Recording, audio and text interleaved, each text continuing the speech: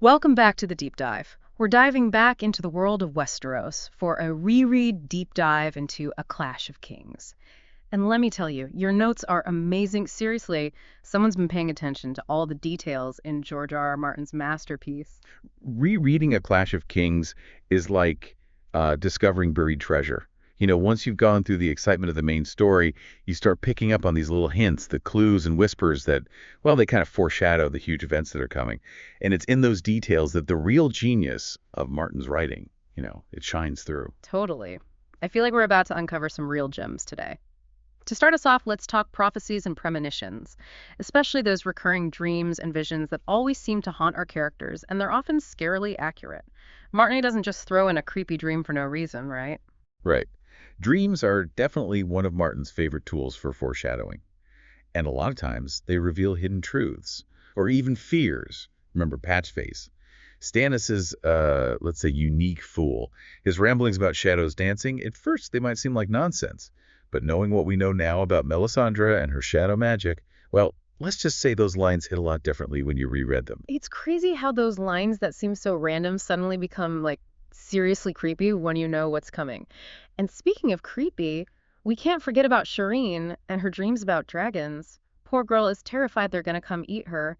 It's heartbreaking to reread those parts knowing her fate in the later books. Yeah, it's tragic. Those dreams, they aren't just about dragons. They're about her fear of being consumed by these forces she can't control. Forces that, well, we know they eventually destroy her. Okay, talk about foreshadowing. But let's move from the personal stuff to the bigger picture. What about that ominous red comet, the one blazing across the sky? Seems like every character has their own idea about what it means. Oh, absolutely. The comet is a perfect example of how Martin uses one event, just one, to explore the idea of perspective and how it shapes the way we understand the world, right? Stannis sees the comet as a sign that he's meant to be king, while Daenerys, she sees it as a symbol of her own destiny. But what's fascinating is how this big celestial event happens at the same time magic is returning to Westeros. It's like the comet itself is announcing a new age of magic, wouldn't you say? The timing is just too perfect. Daenerys' dragons are born, magic is obviously making a comeback. Makes you wonder if Martin planned it all along. Oh, the timing is definitely not a coincidence. Martin plans his world down to the last detail, and magic returning. That's a gradual, deliberate process that unfolds throughout the whole series. So the comet, it becomes a kind of catalyst, a visual representation of these unseen forces that are stirring things up. Speaking of unseen forces and mysterious characters, can we talk about Yakin Exgar? He's introduced as just a regular prisoner, but something about him feels off. You don't just end up locked up with Yoren without a good reason, right? Yeah, Exgar. Now there's a character full of mystery. It's almost like he wanted to be captured, like it was all planned out. And the fact that he's a faceless man, a master assassin, who can change his appearance whenever he wants, well, it really makes you wonder what he's capable of. And why would he give Arya that iron coin and offer her 3 deaths if he didn't have something else in mind? He clearly sees something in her, but what is it? Is she just a pawn in his game, or does he have a bigger role for her to play in his own secret plans? Those are questions that fans are still debating, and for good reason. Hmm. Jaqen H'ghar is one of those characters who sticks with you long after you finish the book. His motives are unclear, we don't know anything about his past, and his true allegiance is a mystery. And that's what makes him so interesting, don't you think? Absolutely. Okay, so we've got prophecies, dragons, and mysterious assassins. Let's switch gears a bit and talk about another master manipulator, Peter Littlefinger Baelish. Your notes point out how A Clash of Kings starts to peel back the layers on this character, giving us glimpses into his past and hinting at how ambitious he really is. Littlefinger, he's a master manipulator, someone who thrives on chaos. And the more we learn about his past, the more we start to understand what drives him. Take his history with Catelyn and Lysa Tully, for example. Was he really in love with Catelyn, or was that just a way to climb the social ladder? Right. And what about his relationship with Lysa, Catelyn's younger sister? Remember her father's dying words? They suggest something much deeper going on between them, something Littlefinger definitely used to his advantage. Exactly. It's like trying to unravel a spider web. The more you pull, the more tangled you get. And that's exactly what Littlefinger wants. He wants to cause chaos, to manipulate everything from the shadows, and eventually become the puppet master controlling Westeros. It's kind of scary how easily he manipulates people, especially the ones closest to him. He's like a chess master, always thinking moves ahead, sacrificing his pawns or even his queen to get what he wants. And what makes him so intriguing is that we're never quite sure what he's really after. His ambition seems to have no limits. He's a constant reminder that in the Game of Thrones, even the most unassuming player can become incredibly powerful. Makes you wonder who else might be playing the game behind the scenes, right? Are there other players we haven't even met yet, pulling strings from the shadows? That's a great question, and one we might want to explore more later. Okay, before we go too deep down that rabbit hole, I want to go back to something you mentioned earlier, the return of magic. Your notes highlight a few times in A Clash of Kings where it's impossible to ignore. Absolutely. The world itself seems to be changing, becoming more volatile, less predictable. It's almost as if the old rules are gone. But where do we even begin to unpack that? Well, we could start with the Fire Mage in Korth. Right, the fire mage in Korth.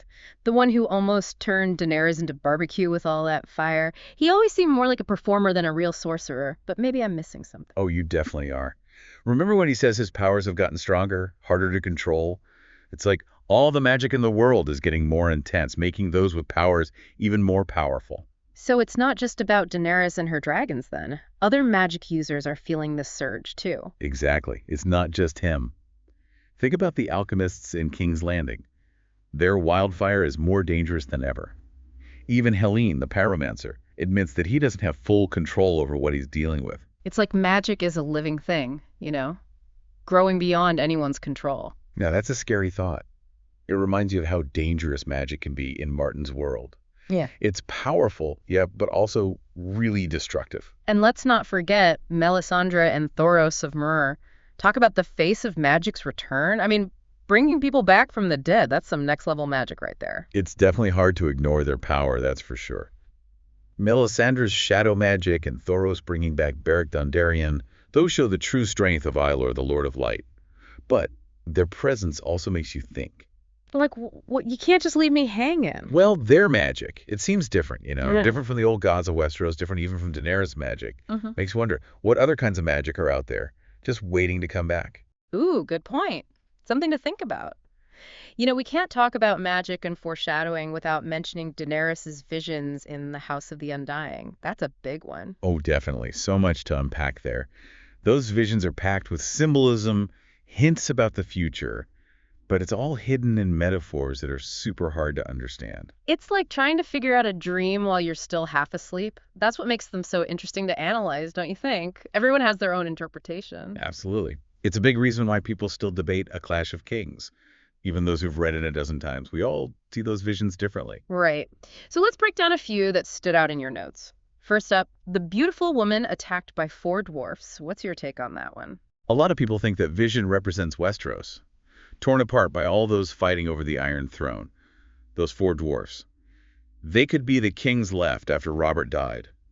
Joffrey, Stannis, Renly, and Balon Greyjoy, each one of them destroying the kingdom. So instead of one ruler uniting everyone, you have these 4 pulling it apart, ruining everything in the process. Exactly. It's a warning about what happens with too much ambition, what happens when a civil war breaks out. Which, knowing Martin, that's probably bad news for everyone in Westeros.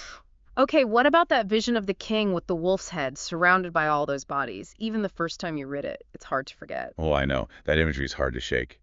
It really resembles the Red Wedding, which, as we know, well, that doesn't end well for the Starks. It reminds us that even when things seem happy, danger is always lurking nearby. Ugh, talk about foreshadowing. Makes you want to go back and warn everyone, but you know it wouldn't make a difference. That's what makes Martin such a good writer. He makes you feel so much, even when you know what's going to happen. Okay, one more vision I have to ask about the one with Rhaegar Targaryen. He talks about the Song of Ice and Fire and the dragon needing 3 heads. It's like he's feeding every Game of Thrones fan theory ever. Yes.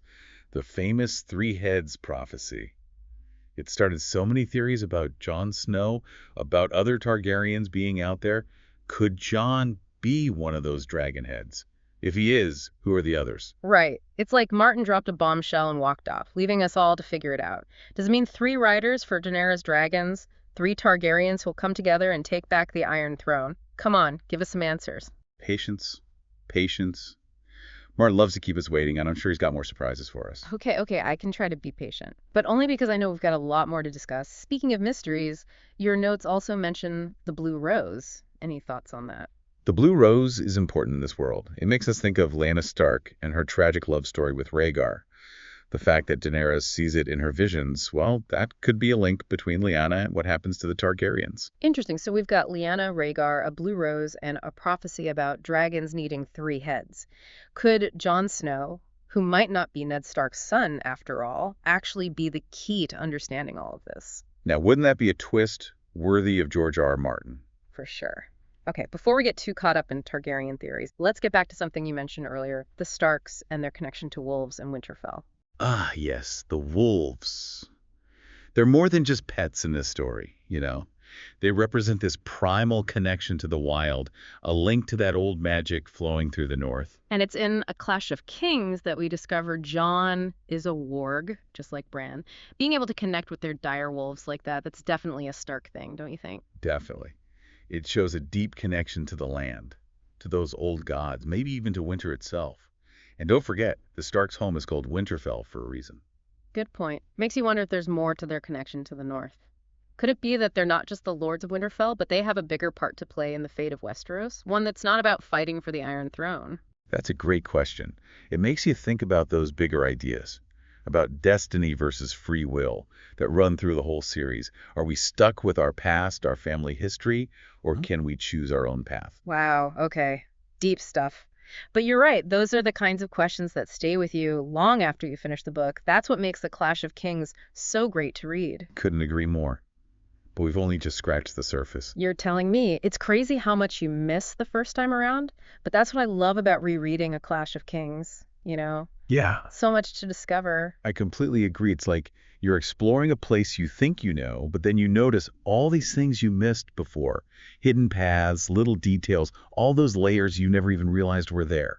Exactly. Your notes are seriously impressive. You're not just summarizing the plot, you're really getting to the core of what makes this book so captivating, the characters, the themes, the sheer size of Martin's imagination. It's amazing. Well, thanks. Glad you're finding them helpful. A Clash of Kings is a book that deserves to be read again and again. Every time I come back to it, I find something new. Me too. And speaking of discoveries, we've covered a lot today, prophecies, magic, those hints about Jon Snow's parentage. But if you had to pick just one big theme from A Clash of Kings that really stands out to you, what would it be? For me, it always comes back to the return of magic. It's not just about the dragons and sorcerers. It's more like the world itself is changing, becoming more chaotic and dangerous. The old rules, they don't apply anymore, and that changes everything. Totally. It's like Martin is telling us everything you thought you knew, forget it. Magic is back and it's going to shake things up. But is it a good change or a bad one? That is the question, isn't it? Yeah. And I think that's why Martin is such a brilliant writer. He doesn't give us easy answers. He shows us a world in chaos, a world where magic is both wonderful and terrifying. And he lets us figure out what it all means. It's like he's holding up a mirror to our own world, don't you think? I mean, look around. So much uncertainty, so much change. It really makes you wonder what's going on behind the scenes, what forces are at work that we just don't understand. It's a fascinating comparison. And it reminds you of how powerful fantasy can be. It uses myths and metaphors to help us explore real-world anxieties. And that's why we keep coming back for more, right? Even though we know it's going to be a wild ride. Absolutely. I wouldn't have it any other way. Well said. It seems like we've reached the end of our deep dive into A Clash of Kings. But before we wrap things up, I've got to ask, knowing what you know now, after revisiting this book with such a sharp eye, what are you most excited to explore next time we dive back into A Song of Ice and Fire? Ooh, that's a tough one. There are so many loose ends, so many mysteries left unsolved. I'm really curious to see how magic continues to reshape Westeros. And of course, I'm dying to find out what happens to Jon Snow and if those theories about who his parents are, well, if they're true. But honestly, I'm most excited to see how Martin keeps surprising us.